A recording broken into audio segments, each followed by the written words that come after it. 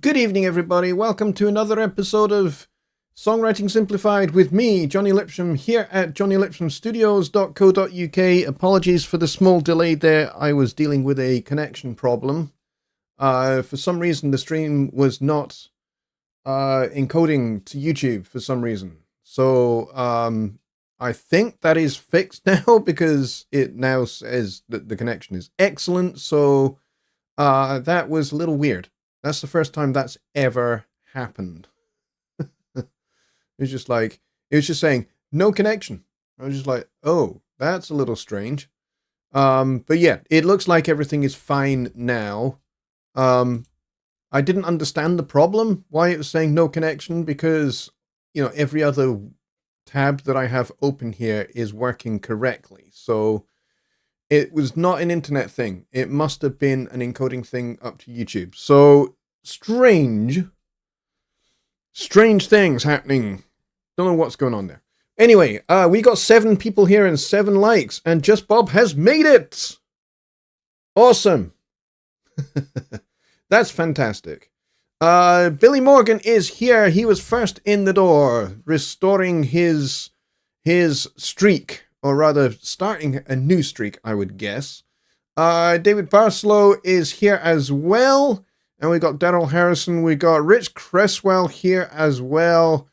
And Matt Corcoran, followed by Brett Marla, who says he won't be able to attend live, but will catch the replay. Thank you, Brett, for dropping by and saying that. I appreciate it. We got CHDB Music, and we got Cal Traduziak. We've got Stephen Wilson. We've got Bobby Booth, and we have Just Bob, and I think that is it so far. Hopefully people will start filtering in after this show, not immediately after this show, but a wee bit later after this show. There is a Studio One meetup, which you guys can attend if you would like to after the show, especially if you are a Studio One user. Then that's going to be a good place for you to go, especially if you are new to Studio One, which at the moment I don't think anybody is who is in chat just now.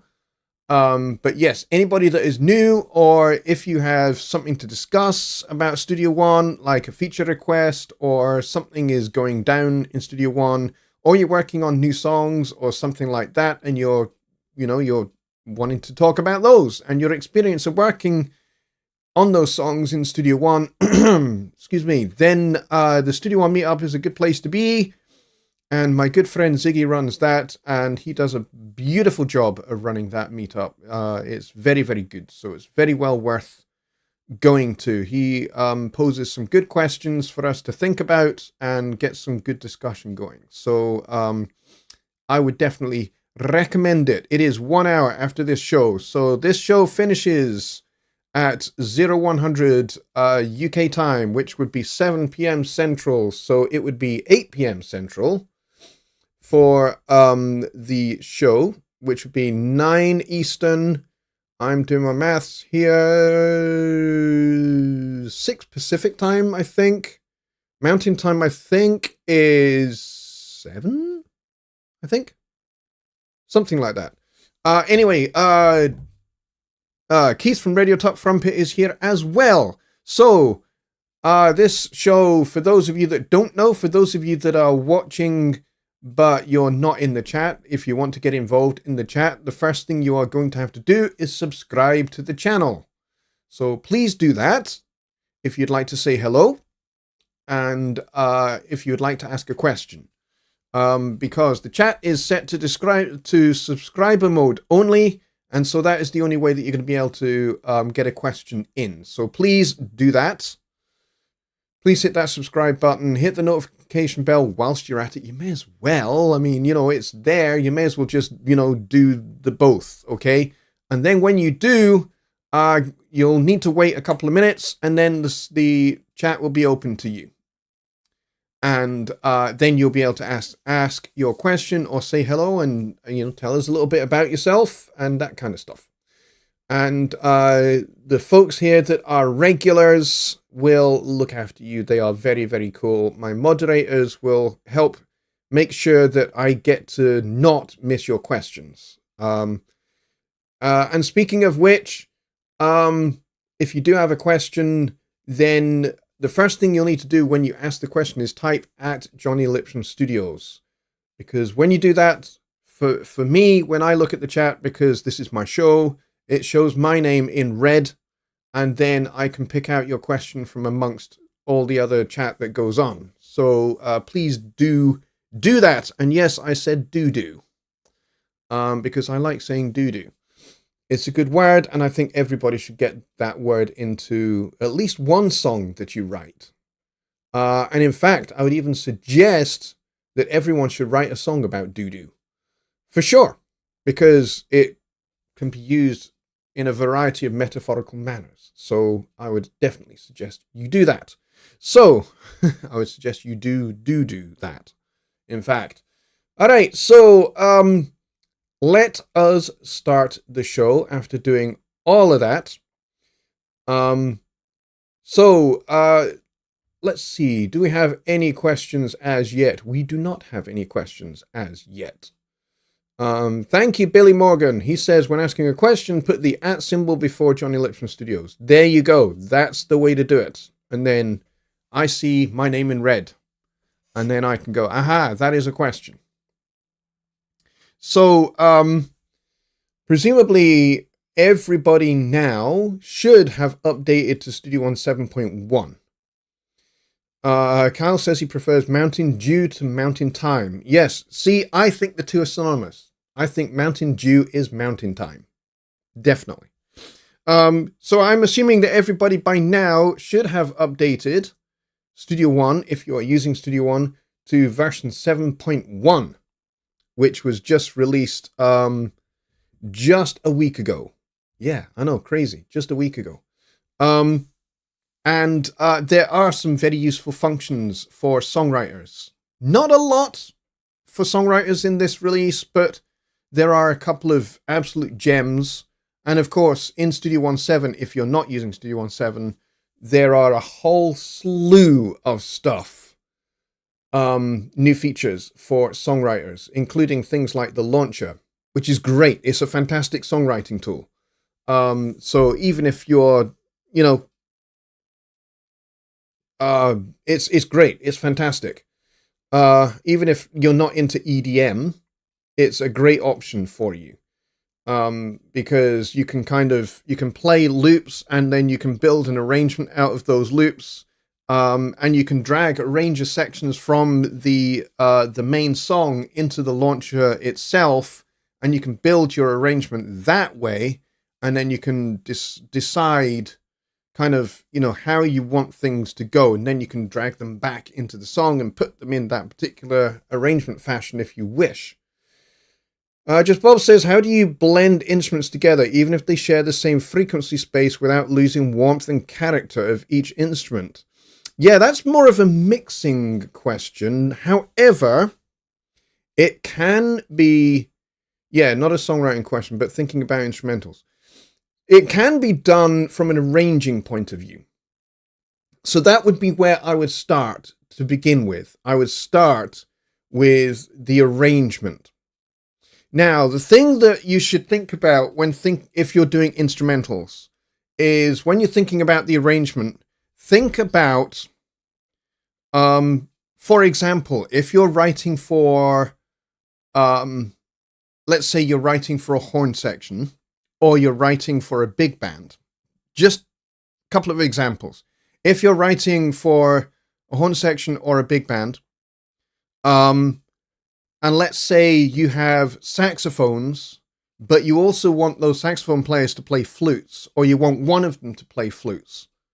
One of the players to switch to a flute, for example, to provide some extra color up in the upper register, in the upper harmonics of the frequency spectrum. Then you've got to be careful, because you have to remember that saxophones are way louder than flutes. So most of the time in this day and age, we would mic up a flute in a live scenario. You would mic up the flute, so the flute is therefore a little bit more amplified and can cut through the arrangement. and can cut through the mix a lot better. But imagine you don't have that luxury. How are you going to get the flute to come through when you consider that the saxophones are much louder? Well, there's a couple of things you can do. The first thing is how you orchestrate. So if I'm assuming you have a baritone sax, starting from lowest to highest, you have a baritone saxophone, you have 2 tenors, and you have 3 alto saxophones. And then you have maybe your lead tenor player also plays soprano sax, but you've got them playing flute as well. So you've got them putting down their tenor saxophone, picking up the flute for this particular section, and you want the flute to sit in a spot in your arrangement for the saxophones where it sits on top and it can be heard nice and clearly.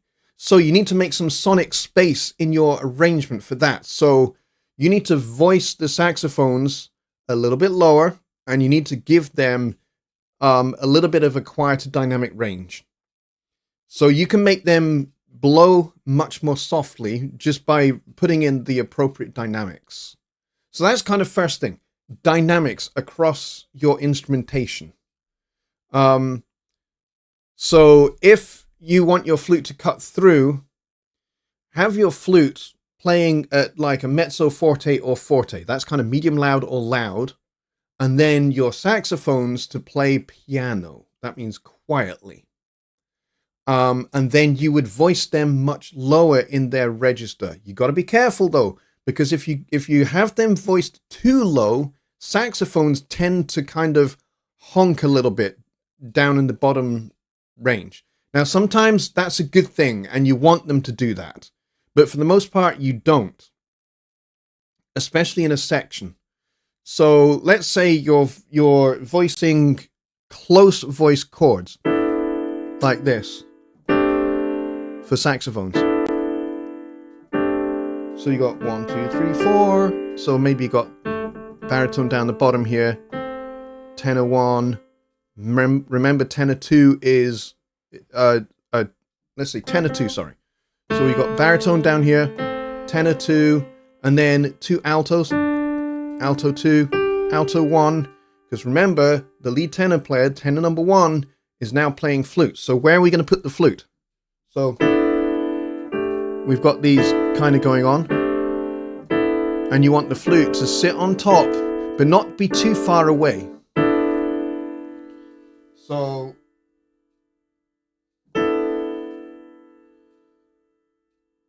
let's say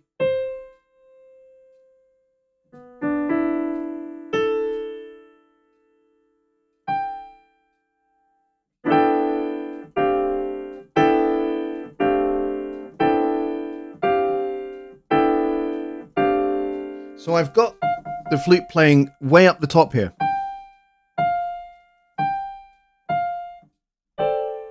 Okay. And then I've got the rest of the voicing here. I've forgotten what my voicing was.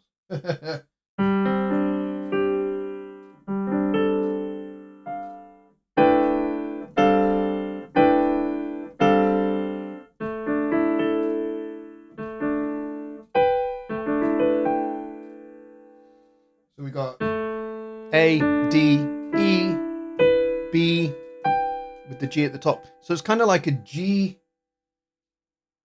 It's a G chord with a 6 and a 9. So it's kind of like G6, 9. And we got the root of the chord way at the top here.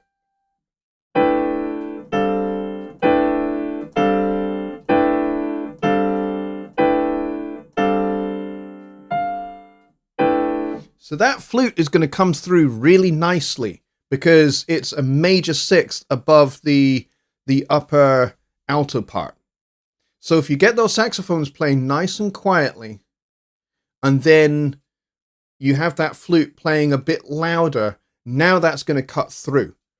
But also the fact that it is a major 6th above the saxophones, it's a little bit set apart from the close voicing of the saxophone. So it's kind of set apart a wee bit above, and so it's going to cut through nice and clearly. So that's one way in which you can achieve that blend of instruments.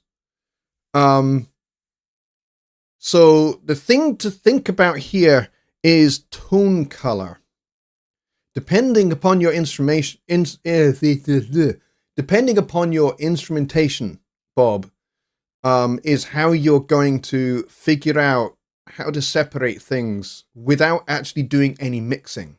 So if you're talking about guitars, then it's a little bit more of a challenge. So you're going to have to think more carefully about different guitars, different types of guitar, different types of electric guitar. So think about, okay, you know, Stratocaster, Telecaster by Fender, maybe an Ibanez semi-hollow body, maybe, you know, a couple of Gibson jazz guitars, you know, those kind of things. So different guitars that have different tones, different pickups, different woods, different tone colors, and then different pickup setups, different tone control settings, different amp settings, different microphones, and then finding those voicings that work. If you listen to Steely Dan's Asia, the title track from that album, listen to basically the guitar choir that they've got there. That's not one person playing one guitar. That's about 7 or 8 or even 9 guitars playing single lines, and they're arranged like a horn section. They're arranged like that saxophone section that I was referencing earlier. And it sounds absolutely fantastic. How did they make that work? It's all about the different guitars and blending those tones together. And then you start doing little bits of notch filtering when it comes to mixing. But for the most part, you want to get those tones working before you even start mixing. So then it comes down to, like I said, what types of guitars, and then amps, microphones, all those things that are going to contribute to each guitar having its own kind of slight variation of tone. But if you were to listen to those guitars in isolation without everything else, they would sound really, really thin because they've got a lot of the low end wiped out, so that they're not getting in the way of the things like the Fender Rhodes and the piano and the bass guitar. So they sound really quite thin. But the reason why in the full mix they don't sound so thin is because your brain is fooled into thinking they're not. But they'll have quite a high pass filter, probably around about 300, maybe even 400 high pass filter. So there's a couple of things to think about doing that before you even get to mixing. Bob says, with the sax, would you tighten up EQ so lows and highs drop out to make room? For mixing, yes. Yes, definitely. I would definitely apply some high pass filtering. I would maybe even, I wouldn't want to take out too much of the upper end because they're reed instruments, and I want the sound of the reed to come through at least a wee bit. But you got to be careful not to overdo that. Otherwise, then they sound nasally. So you want to be careful. See, where the kind of the peak readiness of a saxophone is in that kind of 2 to 4K range. So you want to be careful about how much you boost that. And also don't cut too much, because if you cut too much out of that, the saxophone starts to sound dull. You start to take some life away from it. So you have to be very careful about that 2 to 4K range. It will be tempting when you're mixing in particular to go, I want this saxophone to cut through, especially if it's a solo saxophone. You want it to cut through. So you might be tempted to, make that upper mid-range kind of poke through a little bit with a little bit of a boost. But you got to be careful because you can make it sound nasally and you don't want that. So a little bit of experimentation with the EQ shaping. But you want to think about, as Joe Gilder would always say, get it right at the source. So when he says that, he's talking about recording. I'm talking about the arrangement before you start recording. So where you're gonna write for the instruments is gonna be critical for the different parts of your arrangement. So like I said, if this flute is kind of gonna provide sparkle to your saxophone section, then you want to get the voicings of the altos and the tenor saxophones and the baritone sax a little bit lower in register, and then have them blow nice and softly, and then have that flute kind of a little bit louder and park it a little bit higher than everything else. But don't separate it too much. Don't have it too high up, because then it won't sound like it's part of your woodwind section. It'll sound like it's distinct and on its own, and that will just sound weird, unless that's the particular arranging technique you want to go for. But for the most part, you're probably not going to want to do that.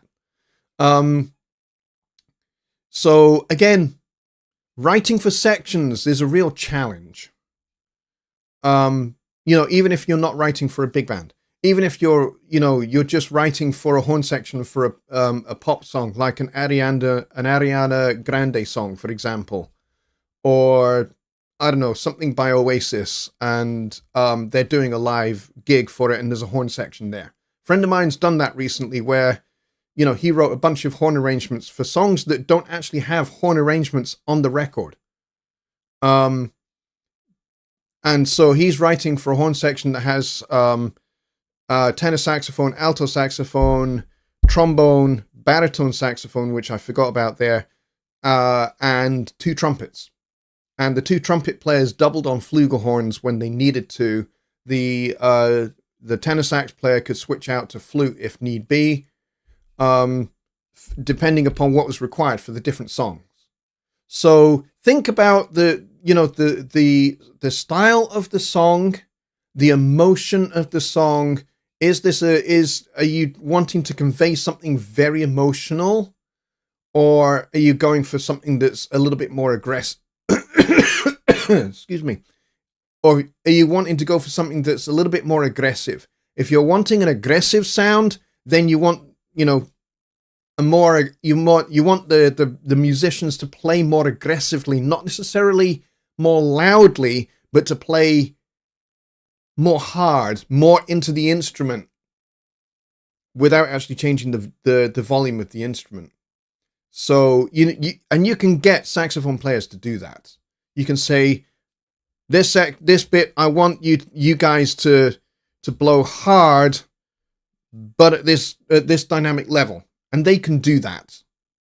And what you'll find that the saxophone changes in tonality quite a bit. It will sound a little bit more aggressive. It'll sound a little bit more snarly, and the reed will really open up. So if you want a really aggressive sound on a saxophone, you can get that.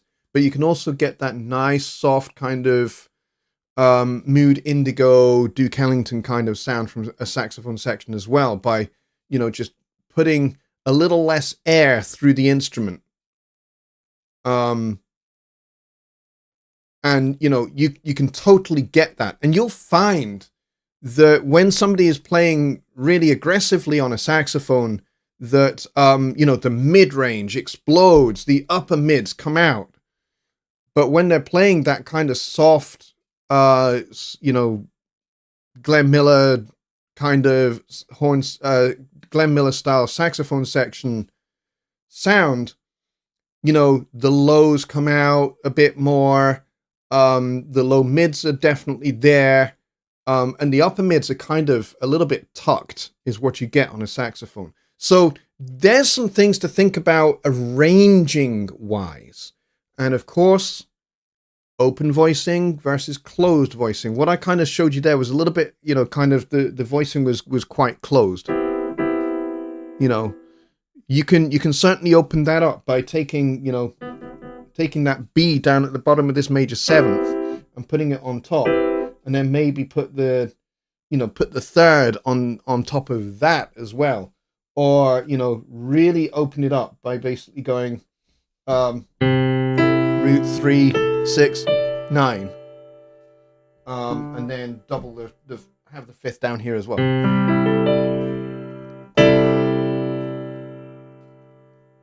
Rather than, you can do that, but you can also do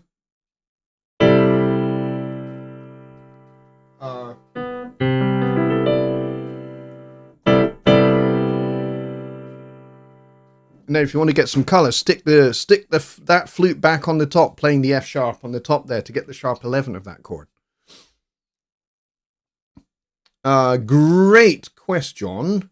So yeah, so you can do the kind of the whole you can do the whole balancing and EQing thing that you would do in mixing just as effectively with arranging. How you write for the section.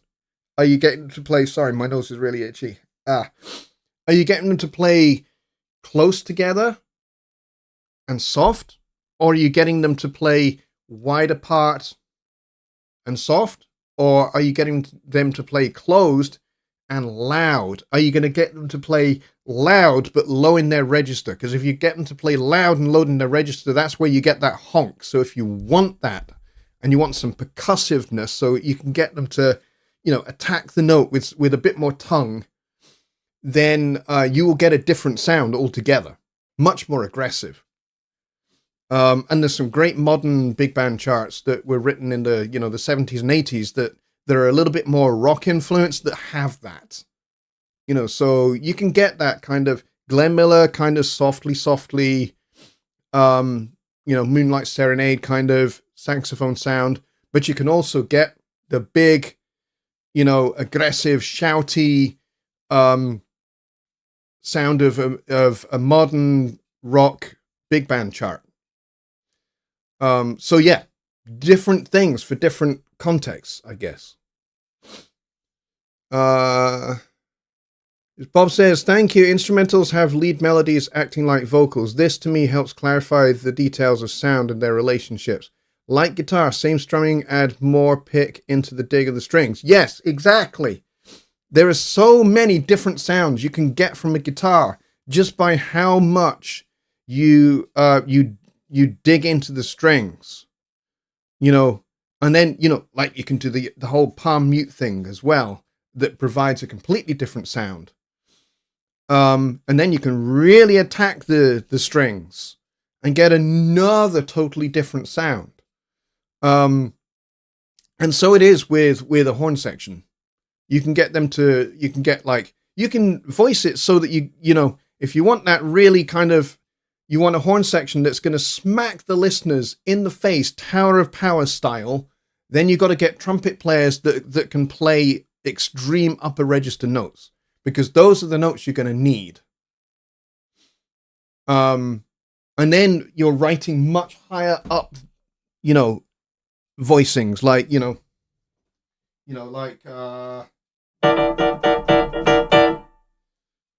and then,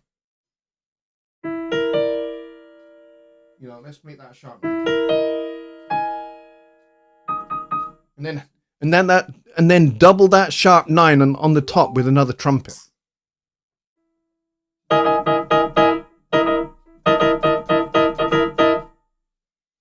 Like that. And you can totally get a completely different sound. So there are a few things to think about. Let's see. Oh yes, and of course, as Dave points out there, with guitars, different positions. Yes. Different voicings of chords. So if, for example, you have 2 rhythm guitar parts, which, by the way, I do this frequently. I have 2 totally different rhythm guitar parts on my songs quite regularly. And I'll have them played on a different guitar. So maybe on the left, I will have, I don't know, a Gibson. And then on the right, I'll have, I don't know, maybe a Telecaster or maybe an Ibanez. Different guitars, different sounds. And I will have them playing different voicings. So I might have my Gibson playing much lower down to get the richness of the body of the Gibson. And then I might have the Ibanez play the same chords, but just higher up on the guitar in a different position to bring out some sparkle, and I'll pan them left and right.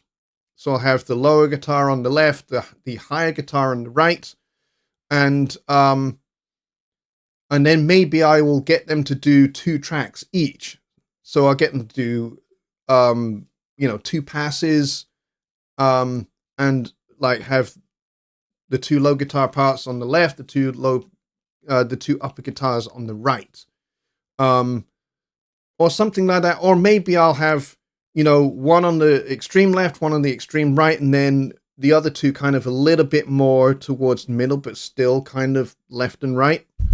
And that gives me, that helps me open out the stereo image, but also I've got 2 different guitars playing 2 different things through 2 different amps, preferably mic'd with 2 different mics. So I've got a whole bunch of different tonal colors that I can play with both guitars, as well as one playing lower voicings, the other one playing upper voicings. And so what I've done by doing that is I am already mixing before I've even started. Just by different guitar choice, different pickup choice, different pickup setting choice on the guitar. Am I going to play bridge or neck, or am I going to play both? Or if there's a third pickup, am I just going to use the front 2 or the back 2 to get a different sound? And then a different microphone. Maybe I'll use a condenser mic on one guitar amp, and maybe I'll use a ribbon mic on another. Or maybe I'll use a combination of 2 different microphones on each amp. And maybe I'll have one really, really close to the center of the speaker and one slightly off center, and maybe a foot back. Something like that. Because all of those are going to combine to to create different tones. And I'm doing that all before I've even got to mixing. So there's some things to think about. Any other questions, folks? Let's get those in there. It's good that we started with arranging questions, because I like arranging questions. They're great. Arranging questions are really good, because I don't think a lot of people think about arranging their songs. They kind of do it as they go. They go, oh, I've got a great set of chords here. Oh, and then they'll bash out a guitar part. And then they go, oh, great, let's go and put some bass underneath that. So they go and put some bass underneath that. Now we need a drum track that's going to go with that. So they then go and tap out a drum track. And then, but the thing is, it ends up just being rhythm guitar playing all the way through, bass guitar playing all the way through, drum track playing all the way through. And then you go, okay, let's do the lead vocal. Let's get that done. And then, let's have a piano part. So we've got a piano part, but the piano part is by and largely playing exactly what the rhythm guitar is already playing. Let's have a lead guitar. Great. So we've got a counter melody. Counter melody is important. We've talked about that a lot. But where's the contrast that keeps the listener interested? Yes, you can do things like ear candy, counter melodies. A counter melody on the left, a counter melody on the right. You can do all of that kind of stuff. A different instrument here, a different instrument there, a little phrase here, a little phrase there. Totally, you can do all of that. All of that's legitimate. But what's going to really keep the listener attentive is doing something different with your arrangement. Don't just have the instruments playing all the way through, and just the only thing that's providing some melody is the lead vocal. And then a guitar solo, and then the lead vocal again. It's not really enough. And so that's one of the things that I don't like about a lot of modern songs, is they're a little bit bland on the arranging side. Now, am I therefore suggesting everybody should have a horn section? No, because there are some genres of music where that's not appropriate. Like, if you are into extremely heavy grunge or extremely heavy death metal or industrial music, a horn section is not an appropriate thing. But you want to do something that provides different contrasts. So you could have a verse that's actually fairly thin texture-wise. Maybe have like a loud, in-your-face, wall of sound intro that makes the listener go, whoa! And then, in your verse, drop the drums. Drop the drums all together. And just keep it going keep that momentum going with your guitars, your rhythm guitars, and the vocal. And then and then maybe kind of in your bridge into your chorus, you can bring the drums back in with a nice little drum fill, build the drums up a little bit, and then go into your full chorus. Things like that. Those are the kind of things that are going to keep your listener interested. Oh, the drums have dropped out. Oh, but this suddenly sounds really thin. But that's actually quite cool. And then they get smacked in the face again in the chorus. So those are the kind of things that when we're talking about arranging, that's what we're talking about. And then, like I said, about putting things out wide and then having, maybe even a virtually mono verse and a wide open stereo chorus. That's contrast. But what about, what about other contrasts like the texture?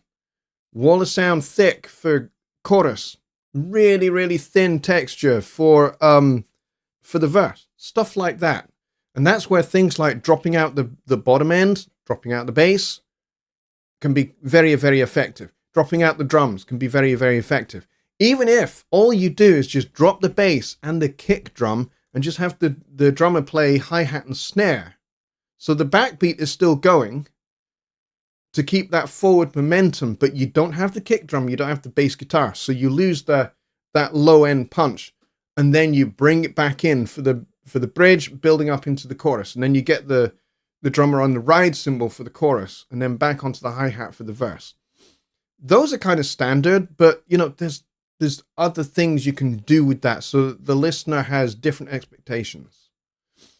Just Bob says, singing a line phrasing going upscale from middle E to high E, and a second vocal going high E down to middle E. Same phrase. How is that written on sheet music? That is called contrary motion.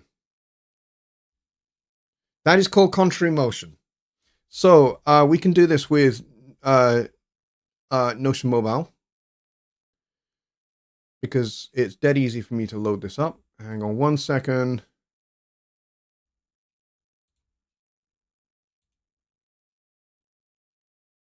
Okay.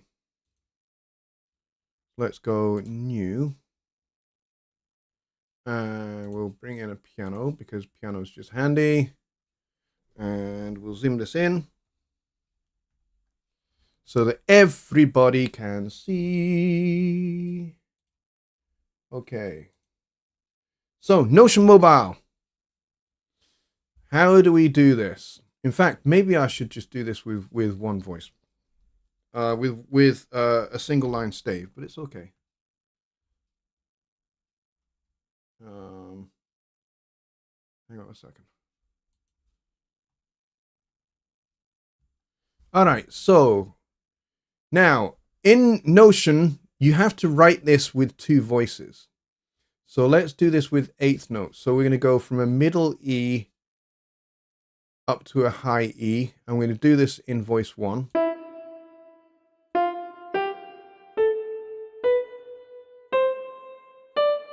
Phrygian mode. Okay? And then what we do here is we go to voice 2. And we go.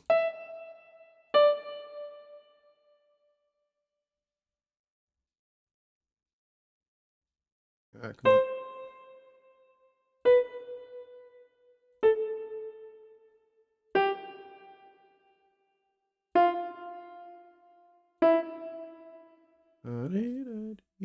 I've missed a note out. I have indeed missed a note out.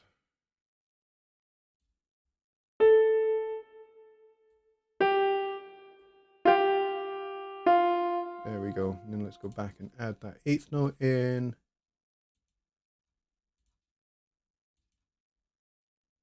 There. Now, I know that looks a little wonky.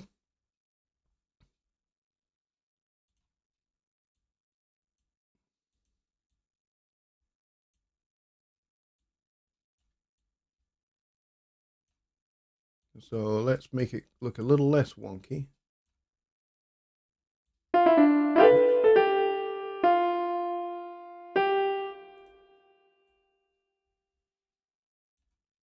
But that's essentially how it would look. And this is called contrary motion. That's the wrong button.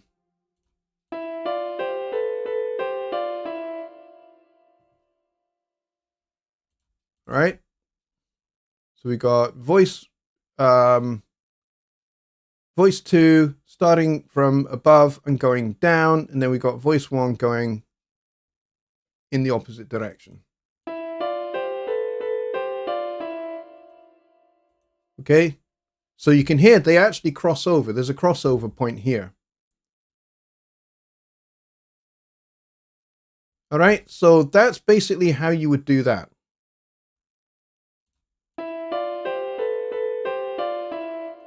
And we call that contrary motion. So I hope that that helps. So you can do a lot with Notion with writing in different voices. So if we go back to voice 1, you know, we can write in 4-part harmony here.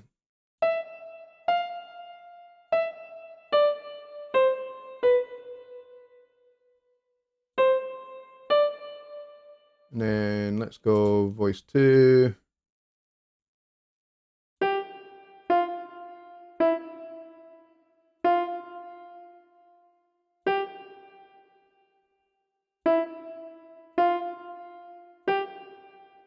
And then we want a tenor part. So we'll go voice 1 here.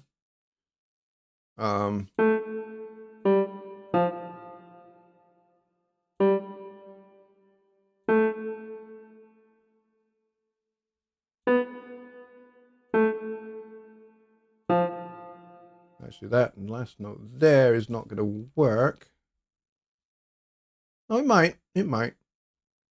And then we'll go voice 2 here. And we will...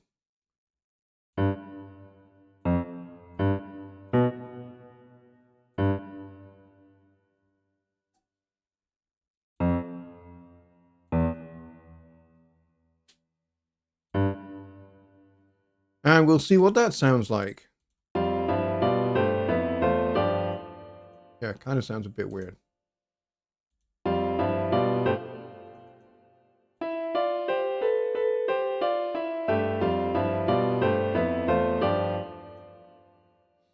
Can that crossover cause a phase or note cancelling issue? No. As you heard, there is no note cancelling there. Okay?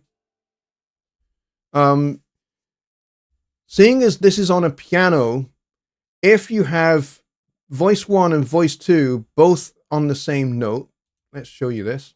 So if I grab this note here, and I'll do the same for this one as well. Notice how these two notes now have the same note head, but as they're sharing stems. This is what we call sharing stems, or sharing a note head. It depends upon your outlook on life. But in this case, we have the same note head, and we have one stem going down, one stem going up. So the voice 1 is stem up, voice 2 is stem down. Now, they are going to sound like one note because this is on a piano. However, if you have an alto singer and a soprano singer, they're going to have different voices. Or if you have a trumpet and an alto sax, you're going to have them playing the same notes, but they will sound different. So they'll have a different tonality to them because an alto sax is a woodwind instrument, trumpet is a brass instrument. So though they're playing the same notes, you won't get any cancellation because they have different overtones, different harmonic overtones. So you should not get any cancellation of any kind. It only happens like this on the piano. See how these two are now just one note?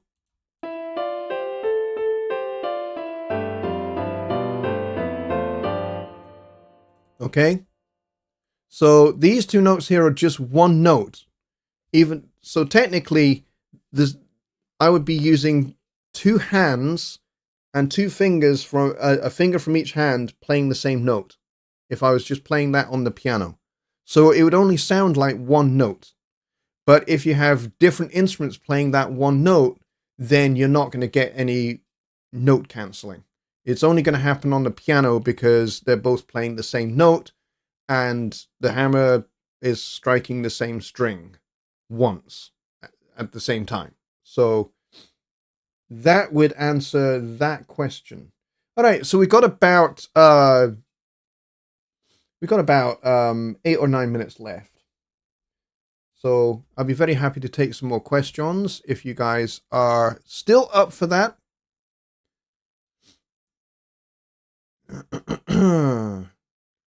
Let's say they are both singing the same "I'm going to the show tonight with my best girl." Yeah, if you've got two different singers singing that, then you're not going to have a problem because the two singers are going to have different overtones because they're different singers. Even if they're two girl singers, doesn't matter. You might have one girl singer who has a better upper register than the other. Maybe one girl has a little bit of a lower voice, the other girl has a much better upper voice, and therefore they're going to have a different tone to them altogether. So, like the difference between a tenor vocalist, that's me, or a baritone. Baritone's kind of between tenor and bass. And so baritones, they tend to sing a little bit of both tenor and bass. But here's the thing, they don't have the whole tenor register and they don't have the whole bass register. So their voice, a baritone's voice, is going to sound, compared to a bass voice, quite thin. Comparatively thinner. Because it's a baritone voice. And they tend to be a little bit more mellifluous. And a tenor voice, which is my voice, that's where I sing.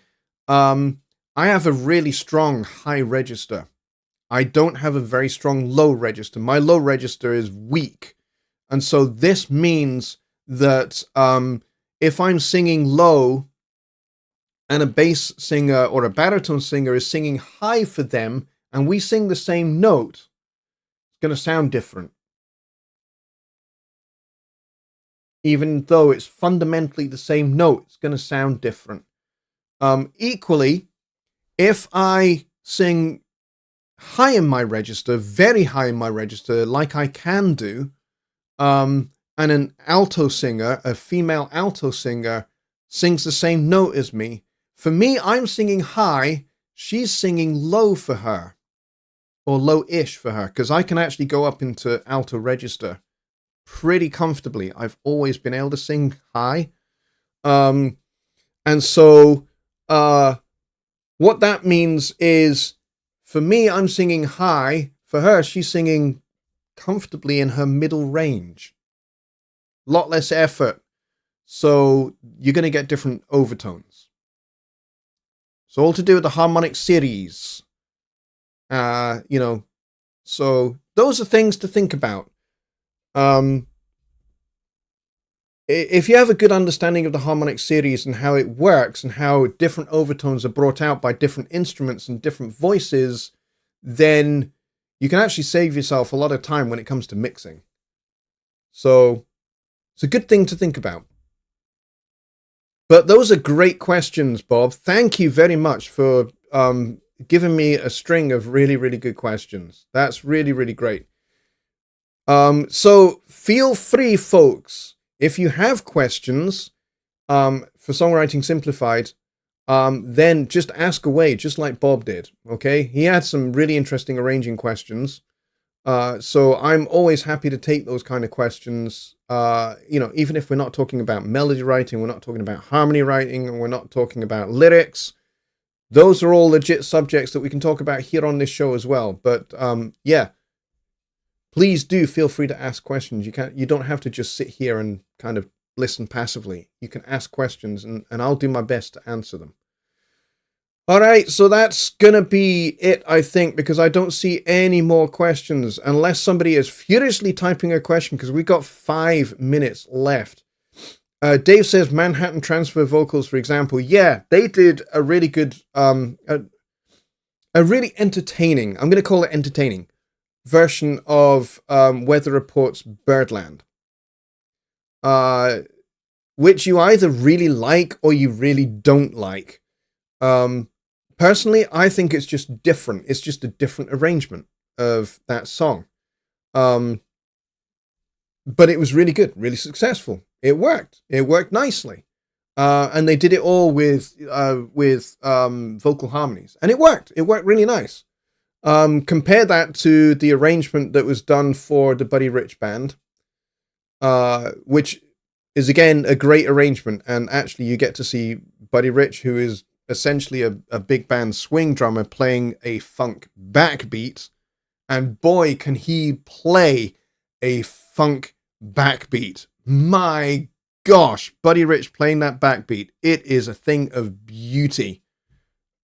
Not necessarily in his wheelhouse, but he could do it, and he could do it really effectively. And then, of course, you compare that to the original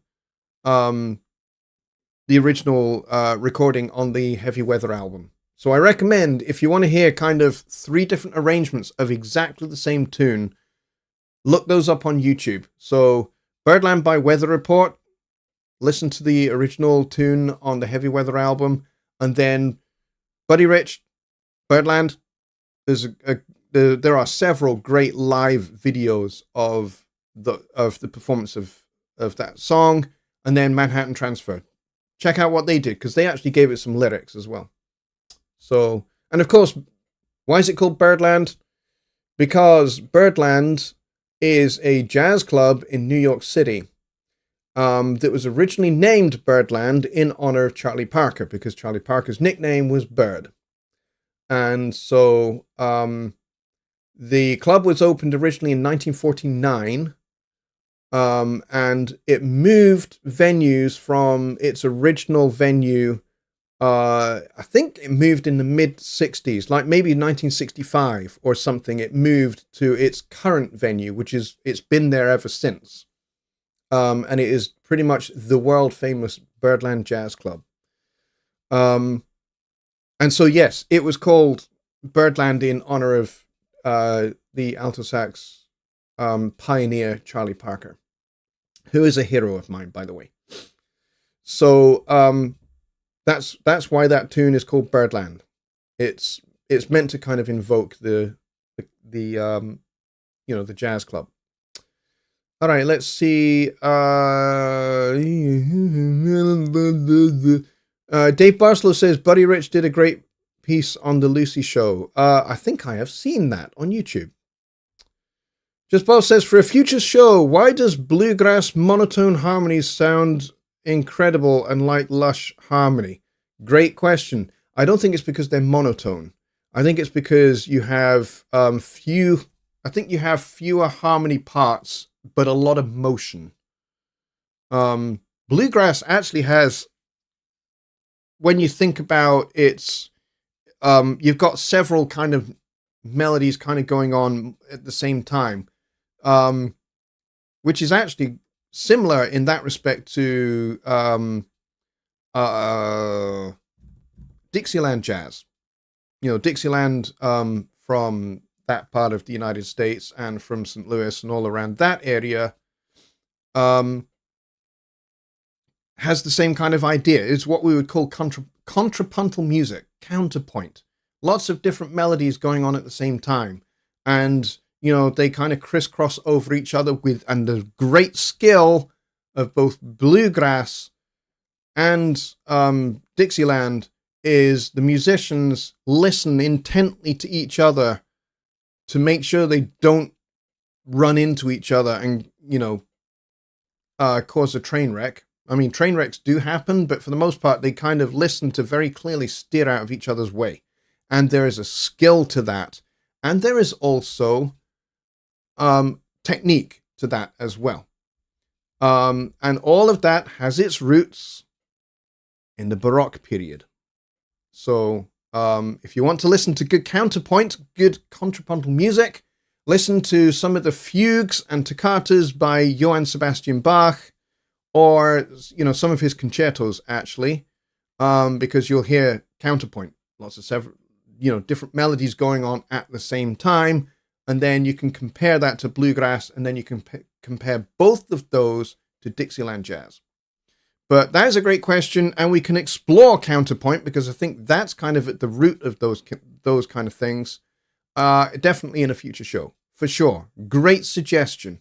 All right, so that's the end of the show.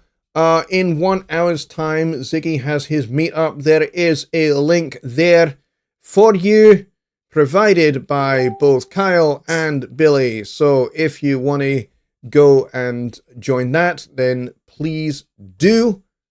As I said, Ziggy's meetup is great. It's fantastic. So go and join him and enjoy chatting with a bunch of other Studio One folks over there.